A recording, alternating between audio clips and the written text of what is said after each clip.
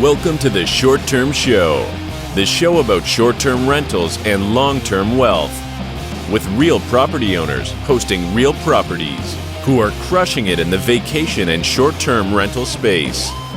And here's your host, Avery Carl.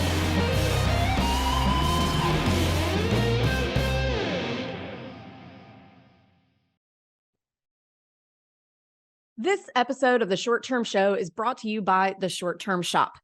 30-year fixed mortgages, tax benefits, and long-distance management training made easy are just a few of the perks of owning a short-term rental. The Short Term Shop can help you buy and learn how to manage your property from anywhere in the world. Just go to theshorttermshop.com and click Get Connected. Again, that's theshorttermshop.com, and we are brokered by EXP. See y'all over there. Hey, y'all. Welcome back to another episode of the Short Term Show. Today, we have, I think, our third or fourth guest from across the pond.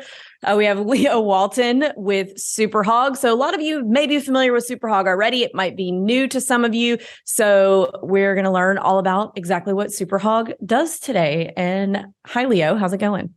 I'm very well, thank you, Avery. I'm honoured and privileged to be here and to be speaking with you again. It's been a few months, hasn't it? So yeah, life's good. Awesome. Well, thanks so much for coming on. Well, yeah, I mean, I think from that point of view, you know, I couldn't miss the opportunity to speak to our American cousins. I'm always happy to do it. Awesome. Well, let's start at the beginning. Why don't you tell us a little bit about yourself first, and then a little bit about what Super Hog does? Sure. Yeah. So I'm a short-term rental veteran, if we can use those terms, I guess. Relatively speaking, of course, I've been in the industry since 2012. Based here in London. My first job in the industry was with a company called One Fine Stay, which you've probably heard of, most of you, who at the time were quite a small London property manager, but had big dreams to scale globally and did it. I was part of the team that helped build that out and helped get it sold to the Accor Hotel Group. And then from there, I went on to Superhot. And I'm a junkie for the industry. I love it. It's, the best thing about my day-to-day is that I get to speak to hosts of all different sizes, people that take it very seriously, are super professional and are working to scale and grow their businesses. And we're just here to help them try and, grow correctly and in a safe way. And then when I'm not working, I'm either watching Man United, my beloved Man United play football, or I'm looking after my 18-month-old daughter, Sadie. I'm busy, really. Yeah, I hear you. All right. So tell us a little bit about high level overview of what Super Hog is. Sure. So Super Hog exists essentially to ensure that transactions that happen in the short-term rental space are safe.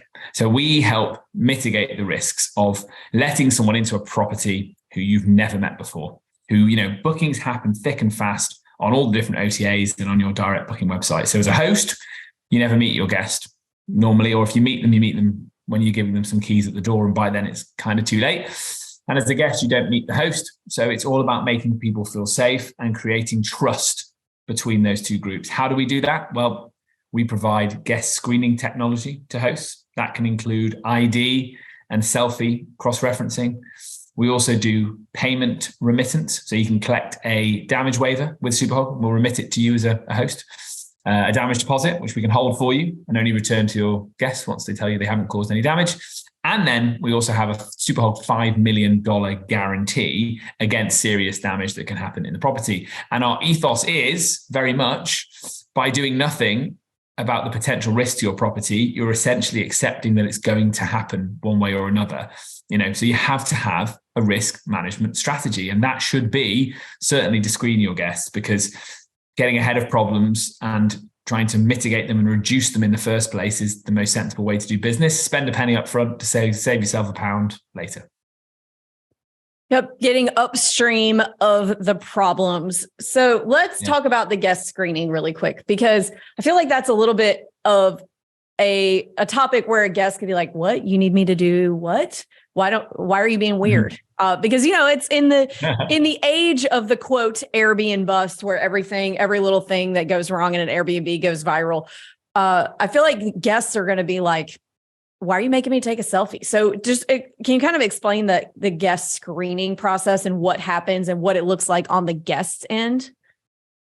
Yeah, sure. It's really, really important, first of all, to make your guest aware of it when they're looking at the listing and when they're on your direct booking website or your OTA listing. So front and center, you need to make sure they know that once their booking is completed, they'll be asked to verify themselves and pay your security deposit or waiver if that's part of your process too. So make people aware of things up front. A lot of areas of the world, and increasingly in the US as well, it's becoming a regulatory requirement. So that's, that makes the process even more robust because, for example, the good state of Arizona, it's now a requirement that every lead guest has to go through the sex offender registry. So that's something that Superhot has done for the host there in that part of the world. So yeah, there's regulatory requirements. There's also security requirements. Some buildings mandate it. If you're going to rent in a big apartment block, they might ask for it to happen. And essentially you might want it to happen. So make sure people are aware up front. And then let's split out what screening actually means. You can screen somebody without taking an ID or a selfie. You can screen them by looking at the name, the email, the phone number, the date of birth, the home address, that really basic information. So if that's the type of screening you want to do, we can tell you as a company whether that information is real, whether it's been used somewhere else for fraudulent purposes, whether it flags to any of the databases like the Super Hog database or the sex offender registry. And are those details, do they match? So is the phone number registered to the user? Is the email registered to the phone number? Are they both deliverable? Do they have social media attached to them? So that can tell you an awful lot about a person.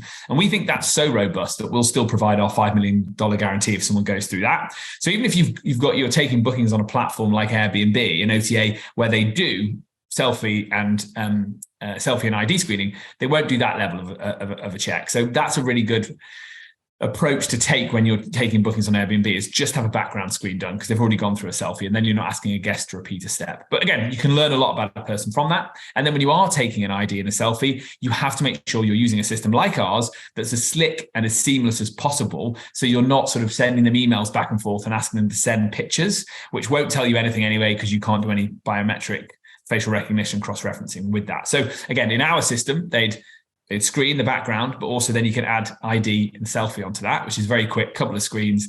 And then we're able to Superhot is able to feed you back, accept or reject this booking status very, very quickly. And guests will only get infuriated if they're made to do things they've either done before or you're dragging them down a process that's going to take a long time. So we aim to be really quick and efficient.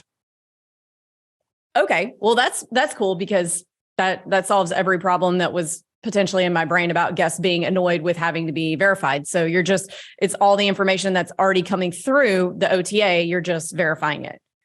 Yeah, well, if someone is booking through an OTA, you're likely not going to get their real email address. So once the booking is confirmed on the OTA, we'll send them either an email or a text message, depending on what data we have, usually connected through somebody's property management software. And that will then allow the guest to fill in the blanks of the information that we don't have about them. So a real email address, date of birth, home address. But the thing you're not making them repeat, this is what will infuriate them, is the ID selfie step. And so, yeah, part of building your own risk management solution, and I'll go back to that phrase until you tell me to stop repeating myself, is that you build what's right for your market. So if you are in a market where Airbnb is your primary channel, even your only channel, then clearly you're not going to need to have selfies and IDs attached. But if you're somewhere where fraud and chargebacks are a big issue, clearly you're going to want those attached because you're obviously taking a lot of direct bookings or OTAs where you become the merchant of record. Therefore, you want to make sure that you've got, that the person coming to stay is the person they say they are. And that's where things like signing your rental agreement during the process, which Superhot can do for you, having the guest sign it, all becomes really important to you. So your journey can be as short or as long as you want it to be, but it has to be ruthlessly efficient. And to be honest, ironically, the more you add to it, the more people will go through it without causing a fuss, as long as it's still efficient, because they understand why they're doing it. So if you're the sort of person that wants to take a damage waiver or deposit, which we can do, that really does increase how quickly people go through it, because they realize, oh, I've got to finish this process before I've officially booked this property. Do you see more people doing or more hosts doing just the verification and not the damage deposit, or are more and more people doing the damage deposit? Increasingly, and we have a lot of clients in the US, so perhaps I'm skewing this towards our US clients versus our European clients, but very much so in the US, people want to take a damage waiver or a deposit in that process. And that is probably one of our best selling products, because you can give the guest the option. Optionality is so important, right? Would you like to pay $500 on your credit card, but you'll get it back? Or would you like to pay me $50 and you are, you're buying a liability guarantee, which means you can damage something up to $500 and I'm not going to chase you, but it's non-refundable. That's great, because a lot of people suddenly don't want $500 on their credit card. They think, no. I travel with my daughter, who I mentioned earlier, who's an artist, which means she crayons on doors, and she does that with a real enthusiasm and passion. It's hard for me to stop her. She can outrun me already. So, if someone said to me, would you like to buy a $50 liability, guarantee, so that you're not going to chase me for any damage I do up to, accidentally, of course, any accidental damage up to $500, I'd buy it, because there are those, when you're traveling with kids or you're, different groups, it just means you can all relax a little bit. And because of that, that is a really, really popular product. And clearly, as a property manager and a host, you don't pay out on it as often as you make money from it. So it becomes a revenue line for your business as well. So that, I think, is becoming the go-to norm, the accepted norm for how you should offer your guest to pay for their liability up to $500. Give them the choice between the two. So yeah, I'm seeing that sell more than anything else. And the combination really is that plus the background screen, and then the ID screen being used less, depending on how sensitive your market is to fraud and chargebacks. Awesome. Okay. So yeah, let's talk about the $5 million guarantee. So what is that? You mentioned that earlier. What's the $5 million guarantee? Yeah, so clearly prevention is better than cure. So if we've screened a guest and they have successfully they've passed that verification, which clearly they are most likely to pass the verification. People that don't want to go through verifications and decide to book elsewhere are the ones that were probably dodgy, suspicious, criminal, all those things. But most people that go through, the vast majority will pass. Once that guest has passed, if you want it, you can buy as an add-on $5 million of protection against the guest damaging something in your property. And that's at a very cost-effective rate of about $8 to $9 per booking. The reason we can charge it at that rate is because we've screened out the people who we think are going to do deliberate and malicious damage, because they won't pass the screening or go through the screening. So that's why it's a very important product, because first of all, you're getting ahead of it, right? Prevention's better than cure. But then because you've put them through that process, we as a business think that guest is actually not a high risk guest, and therefore we'll back that up to $5 million. So if they significantly damage something within your property during the booking, the Superhot Guarantee will kick in. So, they come into the property, they run a bath, but they fall asleep before they jump in it. And before you know it, water's cascading down the floors, $60,000, $70,000 worth of damage. That's what the Superhot Guarantee is there for. Because by renting out your property, you increase the risk factor for the time that it's booked out. And therefore, having a protection in place is super, super important. Now, it also might mean that they get carried away and a bit drunk during their booking, potentially dancing on a table to, Mariah Carey or something like that. And if they do, and they spill red wine, or they break the coffee table, or they spill something on a designer sofa, that's also what that guarantee is there for. But it's not a replacement for home insurance. Clearly, when your guest is not in stay and the property is sat there empty, you need a buildings, you need a contents insurance for that. But you don't need to pay over the odds for that, because it doesn't need to be short-term rental. You don't need to have a short-term rental damage clause in it, because you can take that from us directly. And it will most likely work out more cost-effective to have your own home insurance for your own use and times when it's idle, when cleaners are in there, if a tree falls through the window, for example, something like that. And then use something like Super Hog to have an increase. When you have an increased amount of risk of damage during a booking, you have Super Hog in play to protect you. I want to make one clarification so nobody is confused. This is damage only. It's not liability, right? So if somebody falls through the glass coffee table and kills themselves, that's not liability. It's only for the coffee table, right? Yeah, correct. And your home insurance will, in all likelihood, and this is obviously something you should check when you're getting live and building your listings, check that it does, but your insurance company will not exclude liability claims for paying guests. So if a cleaner, a maintenance person, or a guest dies or injures themselves significantly in your property, your home insurance is most likely going to be the thing that covers you there. But obviously, double check. You've got to double check. But what a home insurance provider is likely to exclude or try and charge you a big, heavy premium for is paying guests damaging something. And that's where we come in. So you were right to clarify and make sure we were right on that point. We're filling that space, which is likely going to cost you more when you're trying to renegotiate your insurance. So, liability should be there as standard, irrespective of whether the guest is paying or not, or it's a contractor versus you and your family. But for damage, it's likely that they'll either exclude it or charge you a very heavy premium to protect it.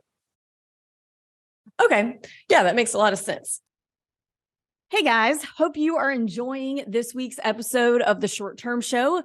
We are loving it. We are loving interviewing all these guests for you guys, and we hope you're getting a lot of value out of it. And we really love you guys. We love you so much that we have created a community just for you. We have a Facebook group specifically for short-term rental investors, and there are tons of great posts every day sharing best practices, learning new things from other short-term rental investors. And we would love to see you over there. The name of the group is the same name as my book, Short-Term Rental, Long-Term Wealth. Head over and join the conversation. We look forward to seeing you over there. Thanks, guys. Hopefully you guys are finding all of these short-term show episodes to be really helpful. We certainly hope that you are, but maybe you have more questions and you just want to be able to ask an expert a certain question here and there. Well, we have at the Short-Term Shop open office hours on Zoom every Thursday, and you can sign up for free. So if you head over to strquestions.com, you can sign up to hop on and we will answer any questions that you have on short-term rental investing. Again, it's every Thursday and you can sign up at strquestions.com. So you mentioned earlier, sorry, my dog's barking. You mentioned earlier, you can send rental agreements through Super Hog. So tell me about that a little bit. Yeah. So it's often one of the first things, isn't it, that people look to do when they start renting is build a robust T's and C's. We send a T's and C's to our clients. So Superhot sends a T's and C's to mention what we do in the case of damage, because it's worth just backing up before I answer that point on the rental agreement, which is Superhot is quite unique in the sense that because we've got them to go through our screening, we're often able to get the guest to contribute directly for the damage that they cause, which is huge, really, and shows why this way of working is really, really useful in the short-term rental industry. In about 50% of cases, we're able to get the guest to at least contribute to the damage they've caused, and I think that's really because they've gone through our T's and C's and they've ticked them. So the Superhot T's and C's state that, look, you're liable for the damages that you cause in a property. Doesn't mean we won't use the guarantee to pay for something if a guest disappears, doesn't want to pay or can't afford to pay. But because we can draw on their better judgment, we have a really good rate of success of getting guests to pay for things. The example would be a group of people go on a bachelor party.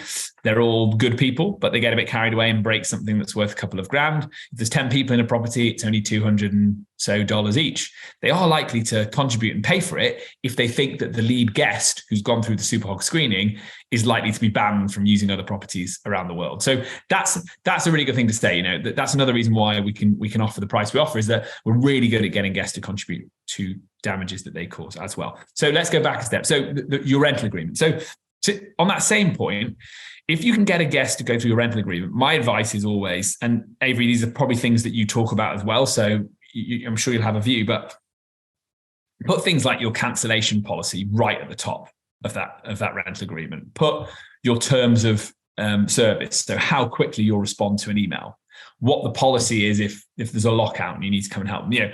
Get that all stated, because then later on, if they try and do a friendly chargeback where they say that you failed them service-wise, you can draw on that rental agreement that they've signed during the Superhot process. At the moment, they do a tick. We're building out some technology, so they're going to e-sign it very, very, very soon. So you draw on what they've ticked and say, look here, we've specified what our cancellation terms are. We specified what our service terms were, and you as the guest tick them.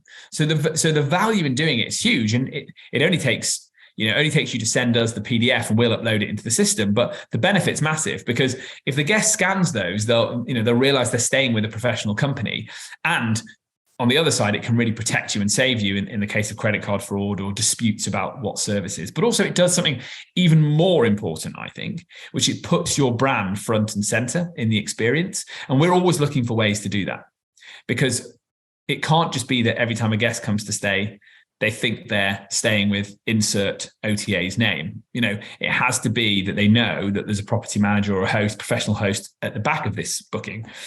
So with Superhot, our technology is white labeled. So you put your own branding all over the journey in your emails and as a logo in the journey. It will say, so if your company's ABC Villas in Florida, that's what the guest is presented with when they go through it. Same thing when they tick your T's and C's, ABC Villas in Florida. And it's so important because it just helps you build that bond with them, so you can hopefully get them to rebook directly with you in the future. And obviously we're giving you the emails and stuff so you can reach out to them directly if you don't already have them to start building that relationship. So I think it's important from a safety point of view, a dispute point of view, and then a marketing point of view. This is a total sidebar, but isn't it so funny how back like when I started in 2015, the property management companies were so dinosaur and archaic and like bad. We were very anti-property management company back then. And we were very specific in our branding about, no, you're staying with Luke and Avery. You're not staying with UncleRicky'sCabins.com. You're staying with Luke and Avery. And then that was like what you did back then, because that was kind of what Airbnb was about. And then now, as time has gone on and technology and just the way people use short-term rentals, it's almost like a complete rebirth of property management a little bit, because old school property management companies were terrible. It's not what you wanted for Airbnb. They thought Airbnb was like for hippies and college kids. And then now here we are branding ourselves to make sure that we seem professional, like professional managers and not just people. It's kind of funny the way that it's all kind of come full circle, but also kind of been reborn of now we need to brand as property management so we look like pros. You know what I mean? Totally. And it's so funny. You're right. It's cyclical, isn't it? Now we're talking about, should you leave a card in the property or a postcard, or should you send them a letter? Should you have an actual physical welcome book, something that like distinguishes you? And again, yeah, you're right. When we started, that was things that would have been associated with very old school week on week summer rentals, where maybe you had to bring your own sheets. Maybe you just met the cleaner at the start and the finish, and they gave you the keys. Yeah, it is really funny, but I guess it's a reaction to everybody embracing the OTA way of doing business, but thinking there's got to be a way that I can chip away at that and get my direct bookings as well. Yeah, absolutely. But back to the rental agreement. So, all right. So we're sending you a PDF. Is this something that we can custom create? So whatever our typical rental agreement is, or is this like a form thing that's created by Superhot? We have a couple of ways of doing it. My preference is that you just send us your T's and C's and we will add them to the journey. And so, first of all, the guest clicks the link to start the process, right? And it's branded with the property manager's branding, powered by Super Hog in small writing at the bottom. And then they see the things they need to do, fill in their personal details, ID, if they are going to provide it, terms and conditions. Then they click that, your terms and conditions pops up and they tick it. Soon they'll be able to e-sign it. The next one they come to is the Super Hog terms, which they tick. What you can also do though is send them to us and we will blend them in with our own. So it's just one document that the guest has to sign. And again, as I said to you, at the top, it's good to reduce the amount of clicks and friction in the journey so people don't feel like they're endlessly clicking on things. So that's another way you can do it. Okay, awesome. And if we have multiple properties and different agreements for each one, so say, we've got one that has a pool, which is going to have, different wording in there than a property that doesn't have a pool. What are we able to do different agreements for different properties, or does it have to be one PDF for all? So you are able to do different PDFs for different properties.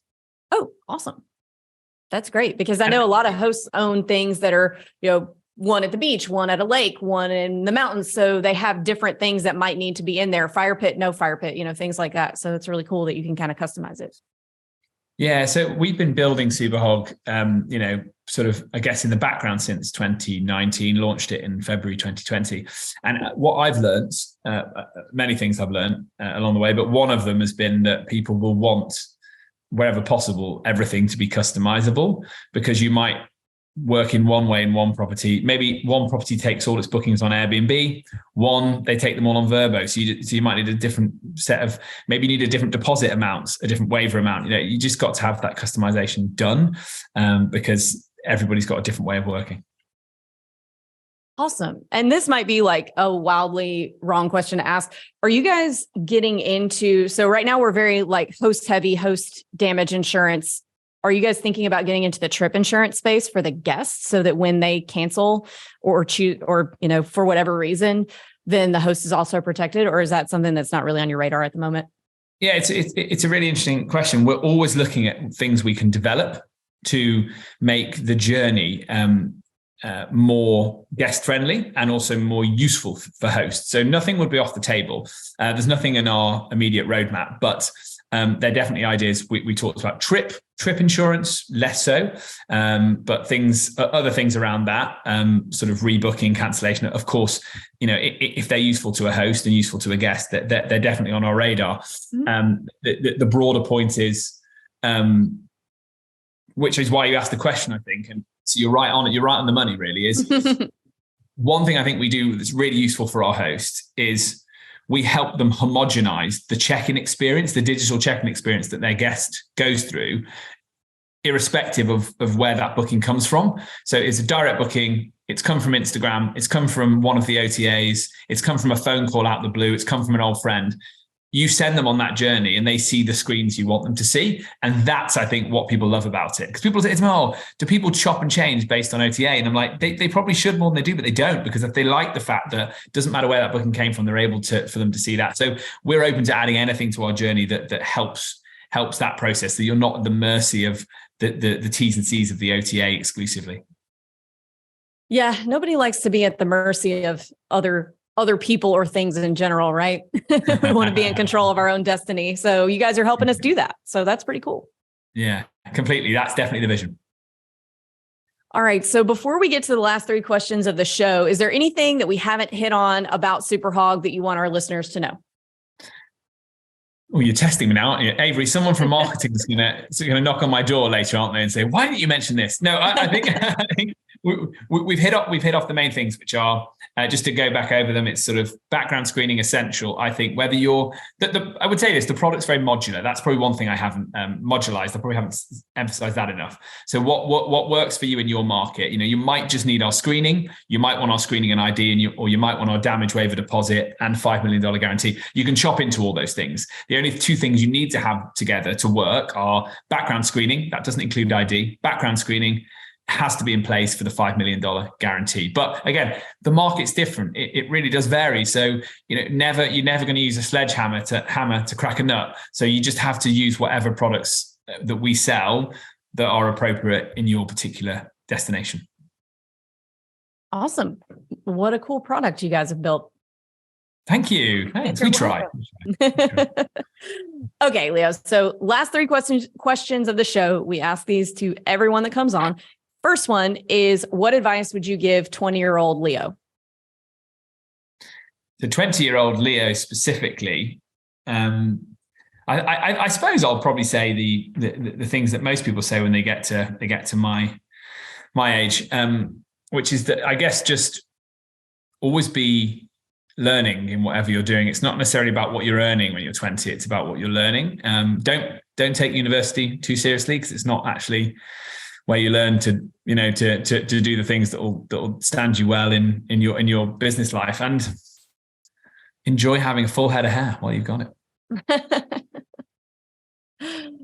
All right. I agree with that too. I've gone to a lot of school, undergrad and master's degree. And I feel like I learned more about the business that I'm in, of dealing with people, through bartending and waiting tables, through all of that school. Yeah. Avery, I 100% agree with you. So when I finished my undergraduate degree, I moved to London for the first time, because London is the most expensive place in the UK, probably in one of the most expensive cities in the world. I had to wait tables, but the joy of it was that there was a lot of people there with a lot of money, so you could make a lot of good tips. So it was a brilliant job, and I think that 100% the skills I learned then, and I waited tables when I was a bit younger than that as well, before I went to uni. being on your feet, talking to people without being too crude about it. It was about trying to find ways to upsell things so that your tips were bigger. So you're just trying to extract that kind of relaxed confidence in people so that they enjoy themselves. And again, I think that you can't learn that really at school really in the same way. Yeah. Or even just like the art of keeping people happy through just, some people are going to communicate different with you. Like some people, they don't want to be bothered and they're not going to look at you when they take their order and you don't bother them. And then some people you want to have more of a conversation with and they want you to talk to them. So it's just kind of learning to read people and how to communicate with them effectively of all different personality types. Yeah, I think that's it. And that last thing you said, the personality type. So it's being able to talk to not just people who were in your school year or people who were in your football team or people who are from your socioeconomic background, but actually a whole range of people. You're right. That is the secret sauce. And we're all still learning, aren't we? Because we're all on that journey and encountering new things all the time. And I'm certainly better at it now than I was at 20 when I was waiting tables. And hopefully again, when I'm 60, I'll have even less hair, but hopefully even better at communicating. Okay, so next question. What advice would you give a new short-term rental investor or host who's getting started today? Yeah, it's first of all, there is a fantastic community of people doing this, and they are interacting with each other online, in mastermind groups, at conferences, on Instagram or any social media. So find that group, find that community, because it can be quite a solitary job if you're not in that community. And I find it really interesting because I don't get to speak to as many customers these days because we have a sales and account management team for that. But when I do, and I often say to people, "Oh, have you ever done a mastermind? Have you ever been to a conference?" Loads of people still say no. And I'm just like, wow, there's so many people to learn from. And most of that kind of surface knowledge to get you in at least to level one is available publicly, and then you can think about joining your mastermind group. So that's the real one. It's like don't faff around in the dark.